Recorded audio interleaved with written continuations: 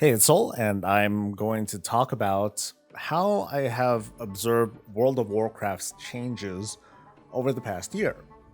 Although, actually, it'd be kind of misleading to say that WoW itself has changed for everyone, but at least at the moment, I'm riding this like super mega copium high that goes as far back. Well, I guess it started back when the creation catalyst opened up. So that's about a month now, or it was like a month ago.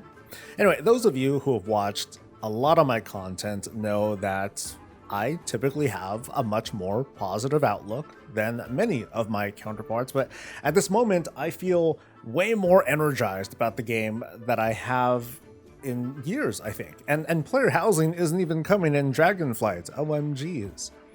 So I'm going to talk about how I came to this sort of feeling. And let me assure you that I'm not trying to push my beliefs on you. I'm not trying to dismiss your sentiment, but I just want to share because I'm excited.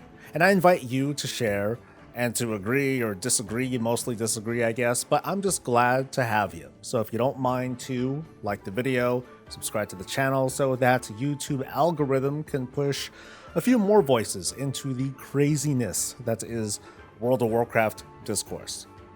So about a year ago, the game, Shadowlands specifically, it had a certain vibe to it that for many was decisively negative. So I'll try to paint a picture for you, or actually, let's just have some B-roll. A year ago, and this is before the Blizzard lawsuits went public. Like a year ago, we were impatiently waiting for patch 9.1. 6 months have gone by since the start of Shadowlands, and our hopes for a 6-month season were long rotting somewhere in a ditch. The forgettable patch 9.0.5 gave us Valor mid-season, which is, great, and it would be another 2 months before patch 9.1 would finally release. I'm pointing out this specific time period because this was close to when the PTR was considered, I guess, feature complete, where all the bells and whistles for the Korthia zone and Mythic Plus rating, all that stuff was in, and we had a good idea of what was coming. Now, there were some really good things about 9.1, like for the first time, flying was going to be a given. It wasn't a grind. It wasn't a purchase. You just did your campaign quest, and then up you go. Mythic Plus score, while controversial, it gave a kind of a tangible, if not new, reward scheme. Although still 9.1 and the rest of Shadowlands, it still felt bogged down by what is now considered outdated mentalities and the stubbornness or the hubris of the WoW team. Because back then, covenants weren't freely switchable yet. Conduit energy, that was still a thing. At 9.1, it gave us shards of domination and domination sockets, which, as fun as I found the blood shard set to be, it totally missed the mark in a lot of ways. In particular, it was super unfriendly to alts or to newer players. I mean, I gotta go on about this. It sucked that you needed the gear in the right slots, and you needed the shards, and you needed to have them upgraded, and there was no built-in catch-up, and there was nothing added to it later. Korthia suffered in kind of a different way. Like, there was a lot of promise with giving solo players and alt a path to gearing. The problems, for me at least, they included that the entire scheme behind that, this Archivist Codex reputation-like thing, it didn't make it more fun, it just made it a little bit faster with those currency gains. And then the Renown, it was a very unnecessary gate to those upgrades, and it just felt awkward switching to an alt knowing that they would have to go through that similar process without much of a helping hand. Now, to the WoW team's credit, this was much better than like Broken Shore in Legion 7.2, but it wasn't nearly as, I guess, fulfilling or fun as Battle for Azeroth 8.2 when they had Mechagon and Nazjatar, and it had a whole host of different cool and not so cool things, kind of a different conversation. But the vibe that I felt at that time, my feeling of patch 9.1 was that the WoW team didn't want to budge. They were determined to deliver a specific sort of experience full of so-called meaningful choice. but to many at the time, it felt more like a meaningless distraction. And so people talked about it. A lot. And also around this time came, the really big bump for Final Fantasy XIV, which does answer many of World of Warcraft's shortcomings. Many people gave it a shot, and many among those have found a new place to call home, and that's great. Seek out happiness, right? The real gut punch came not long after the Race to World First, when news of the Blizzard lawsuit finally surfaced, and what a combo, right? Like, here's the WoW team being challenged to answer for what I'm going to call mistakes in the fundamental design of Shadowlands, the expansion, and then all of a sudden, not so sudden, all of a sudden, a moral and legal reckoning. The impact of the lawsuit, continues to this day, and it should continue, right? I want to be clear. I said in the past that Blizzard deserves these gut punches. It deserves to bleed. Those few months back then, though, around summer, they felt pretty crappy. Like, people felt ashamed to be fans of Blizzard games, and so they walked away. Some stopped playing all Blizzard games out of protest. Others kept their heads down. Others still shamed those for being fans. I got my share of it too.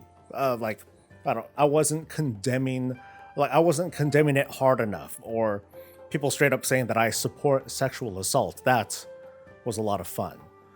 In the meantime, the WoW team, it kind of kept its public chatter down, although those who didn't, especially on Twitter, were all subject to all sorts of feedback and pushback and harassment, while internally, I'm guessing, the discourse worked the rounds. Like G. Allen Brack, he was gone.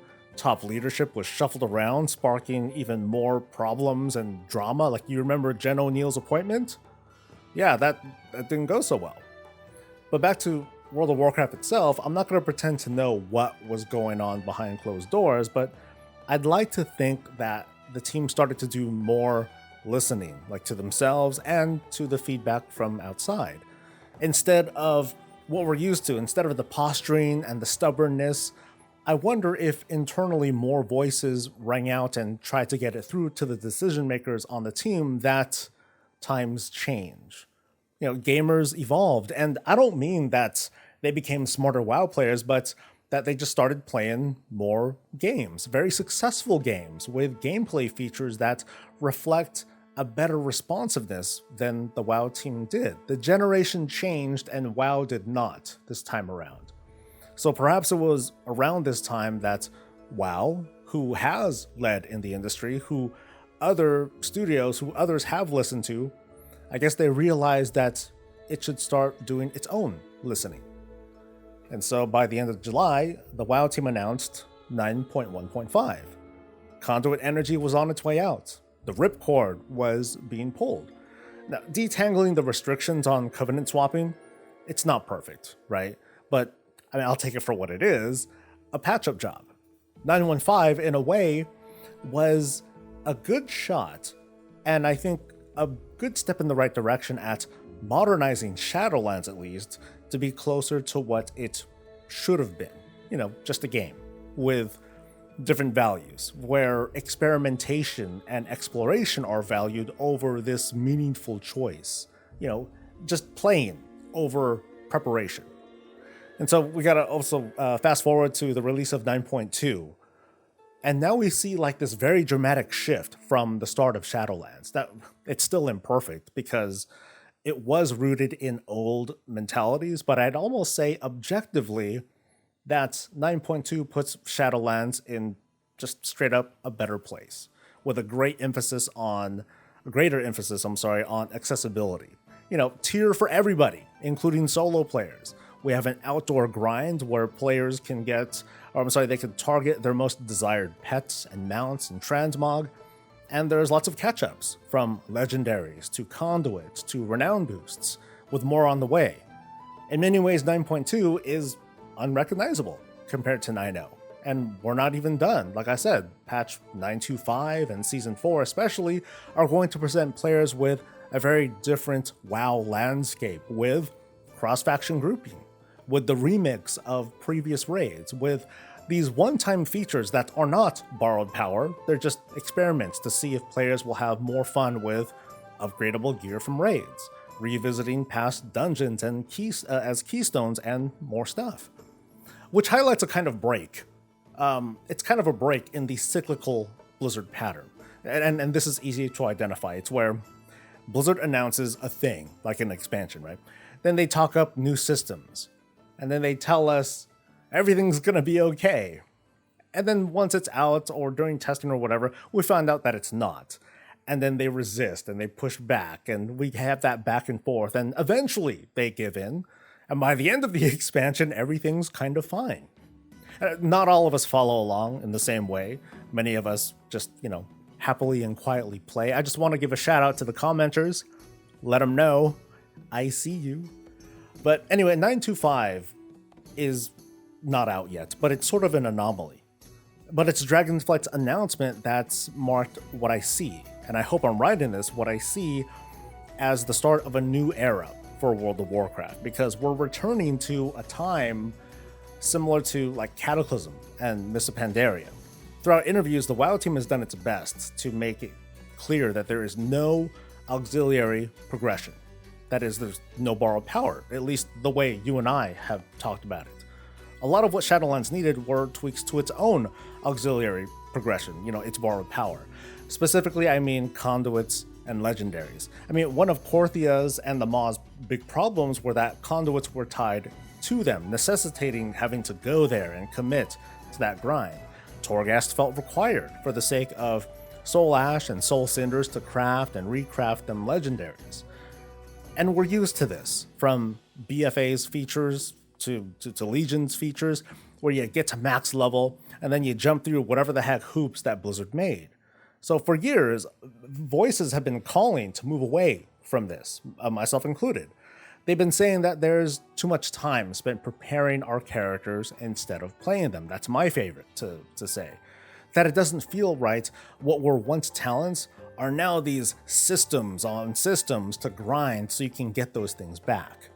Dragonflight is selling the notion that all it takes now is a level requirement, and all the fun stuff is suddenly yours to shuffle around. Normally that took weeks, maybe months of grinding to get together in previous expansions. WoW Classic players are accustomed to this sort of feeling, and by comparison, it sounds pretty satisfying to know that all we need for power is the gear. There's no other steps required, really. In Dragonflight, the selling point is the clear picture on how to get that power in the form of gear, whether it's raids, dungeons, PvP, outdoor content, or professions. Obviously, we have almost zero specifics, but the point is the foundations are few and familiar. I've no doubt that the WoW team is they're gonna make mistakes. They're gonna screw up, and they're probably gonna double down on design decisions that I disagree with, and you'll hear from me about it. There are many out there who have near zero trust in this team, but still play, because somewhere deep down there, these people want that trust to be restored. Of course, gaining trust is an agonizingly slow process, and losing it is just one change away. But from experience, the biggest pain points of modern WoW has revolved mostly around this borrowed power, these auxiliary max level progression schemes. The WoW team is trying to sell Dragonflight as they're returning their attention to the OG, like the evergreen features that are fun for all players, hopefully. Not just the raiders or the PvPers or the dungeon people. Talents are familiar. It's not a new system to learn, although we're probably going to need a minute or two to get used to going down and clicking through a tree again. The profession overhaul is adding all sorts of bells and whistles to it, but what I'm really wowed by lately is how much they're also talking about professions, clarifying, keeping that communication up. It's been fantastic. Even as I prepared this video, we're getting more information to address accessibility for people who don't want their profession characters to go into raids or dungeons. That's being talked about, and I like that. Dragon riding, I would argue, is the weakest link, as so far it's more like a gimmick. And frankly, if that feature was cancelled and erased from history, I wonder if people would have noticed, which sounds messed up, but that just kind of goes to show what is mostly at stake, which isn't a whole lot. But let me try to wrap up. Earlier I said that World of Warcraft hasn't changed, and it hasn't, not yet. Right now we're just at that part of the cycle where the game feels, to me at least, like it's the most enjoyable. I said it wasn't until after the creation catalyst opened up that I started to feel, pretty satisfied with WoW. And that's because the day it opened, I had everything that I needed for my character. I had all the pieces. And so I would ask myself when I log in each day, what do I feel like doing? Rather than, oh, what do I need to do? Dragonflight has me excited over the thought that as soon as I hit max level, I'll be able to ask that question almost immediately, because everything is going to feel optional and not auxiliary. There are details to be ironed out, of course, and questions to ask, don't get me wrong, but what we're looking forward to in the future is pretty easy to understand. I don't feel like I have to learn something brand new only to throw away that mental investment later. I'm not left wondering, oh, so what are professions, right? I'm not going to ask what the point of it is, right? If the start of Dragonflight can feel like 9.2 and 9.2.5, and so far it's kind of positioning itself to be like that, maybe this cycle will finally break, or at least we'll see something a little bit different. Anyway, I'm still on that high, and I want to share this high with you before they, release a talent calculator, and then I start complaining about my build. But I want to thank you very much for listening, and I invite you to share your thoughts too. Show your support by liking and sharing the video, and I'll see you later. Until next time, stay safe, stay healthy, and stay breezy.